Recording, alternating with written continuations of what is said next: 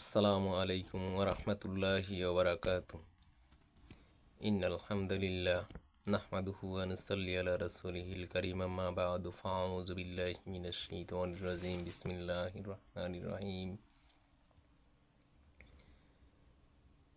ক্বালা রাসূলুল্লাহি সাল্লাল্লাহু আলাইহি ওয়াসাল্লাম, আল উলামা ওয়ারাসাতুল আম্বিয়া। প্রশংসা করি মহান রবের, যিনি আমাকে এখানে বসার এবং কথা বলার তৌফিক দান করছেন। আলহামদুলিল্লাহ। দেশ ও দেশের বাইরে যে যেখান থেকে আমার কথা শুনছেন, দেখছেন,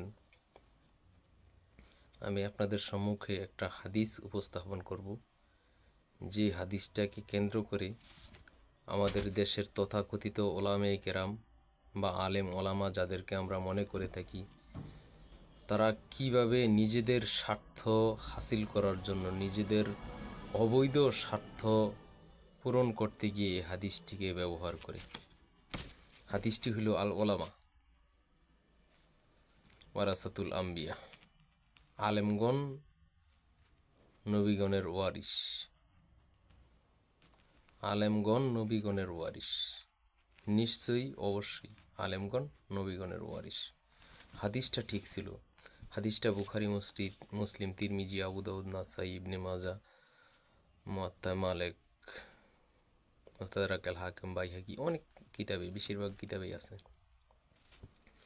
একটু শুরুতেই যদি আপনারা খেয়াল করেন, দেখেন আল ওলামা, আল এটা যদি দেন নিশ্চয়ই, অবশ্যই, সত্যি, বাস্তবেই।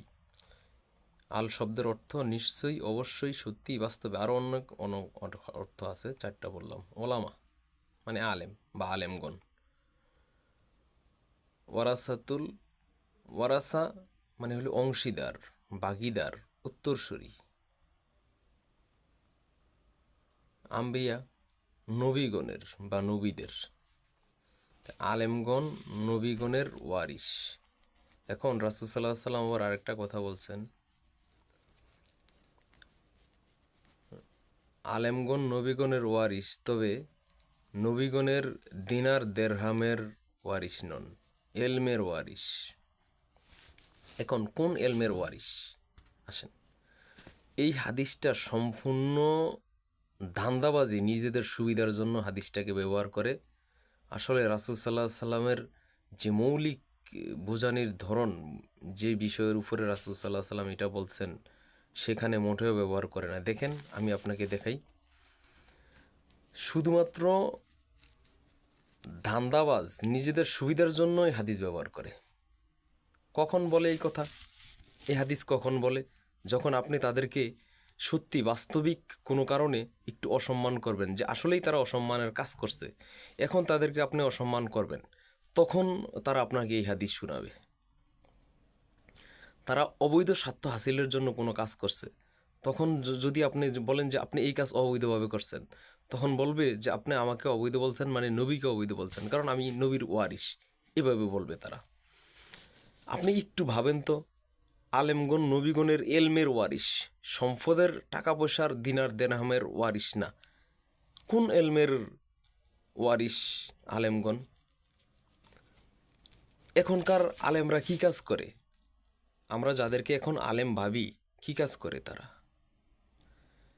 আল্লাহ রাসূল সাল্লাল্লাহু আলাইহি সাল্লাম কোনোদিন টাকা পয়সার বিনিময়ে সলাত আদায় করাইছেন, ইমামতি করছেন? যে ইমামরা টাকা পয়সার বিনিময়ে সলাত আদায় করায়, তারা নবীর এলমের ওয়ারিস হইতে পারে? সম্ভব এটা? না ধান্দাবাজি? এখন তারা ফুট করে বলবে কি, যে তাইলে এদের সংসার কীভাবে চলবে? রাসূল সাল্লাল্লাহু আলাইহি সাল্লামের সংসার যেভাবে চলছে, এদের সংসার এভাবেই চলতে হবে। রাসূল সাল্লাল্লাহু আলাইহি সাল্লাম ব্যবসা করছেন, চাকরি করছেন, পরের বাড়িতে কাজ করছেন, ইহুদির বাড়িতে পর্যন্ত কাজ করছেন। এখনকার হুজুররা এটাই মনে করে যে মসজিদে ইমামতি না করলে আর মাদ্রাসায় চাকরি না করলে মনে হয় আমার মান সম্মান থাকবো না। এই এলমের ওয়ারিস বানায় গেছে আলেমদেরকে। আপনার বিবেক কোথায়? আপনার বিবেকে কি পায়খানা? আপনার মাথার মস্তিষ্কে কি মগজ নাই?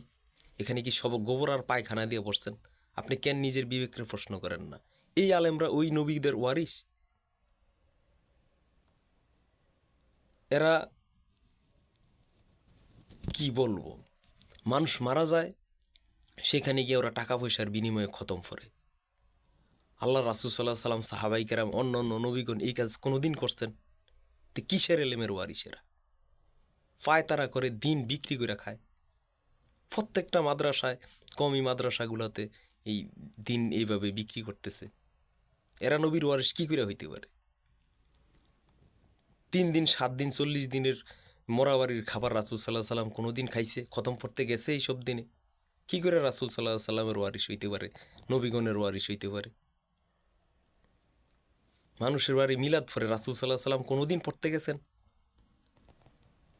কিসের এলেম শিখছেন ওরা, আর কিসের মিলাদ পড়েন? কোত্থেকে পাইলেন এই ভাওতাবাজি? তারপর দোকান উদ্বোধন করে মিলাদ পড়তে যায়। সিগারেট বেচবে এটা জানে, চার দোকান সিগারেট বেচবে, সেই দোকান উদ্বোধন করতে যায় আমাদের ইমাম খতিবরা। তারা কি করে নবীগণের ওয়ারিস হইতে পারে? এই এলেম শিখাইছে আল্লাহ রাসূল সাল্লাল্লাহু আলাইহি সাল্লাম, সাহাবায়ে কেরাম। আর এরা এই এলেম শিখে আমাদেরকে বলতেছে এরা নবীর ওয়ারিস। যখনই তারা অবৈধ কোনো কাজ করবে, আপনি যখনই তাদেরকে বলতে যাবেন যে ভাই আপনি এই কাজ করছেন, এটা তো ইসলাম পরিপন্থী কাজ, তখনই তারা আপনাদেরকে ফতুয়া দিবে। হ্যাঁ, আপনি আমাদের বিরুদ্ধে বলছেন আমরা নবীর ওয়ারিস, মানে আপনি নবীর বিরুদ্ধে বলছেন, তখন আপনাকে নাস্তিক মোত্তাদ একটা ট্যাগ লাগাই দিবে। যখন ট্যাগ লাগাই দিবে তখন তো আপনার হত্যা করা ফরজ হয়ে যাবে। এরা এইভাবে ধর্মটারে বিক্রি করে খায় আর বলে যে আমরা নবীর ওয়ারিস।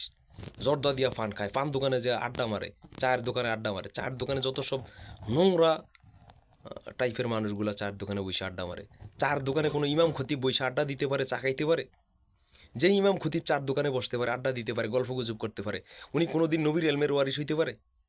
একটু সাবধান থাকেন, নিজের বিবেককে খোলেন, এই আলেমদেরকে সম্মান করা বন্ধ করেন। প্রকৃতপক্ষে সম্মান পাওনা এই ধরনের আলেমকে খুঁজতে থাকেন, খোঁজেন, পরে সম্মান করেন, এতে আমার কোনো সমস্যা নাই। কিন্তু এই ভাওতাবাজ আলেমদেরকে পরিহার করুন। ওমা আলাইনা ইল্লাল বালাগ।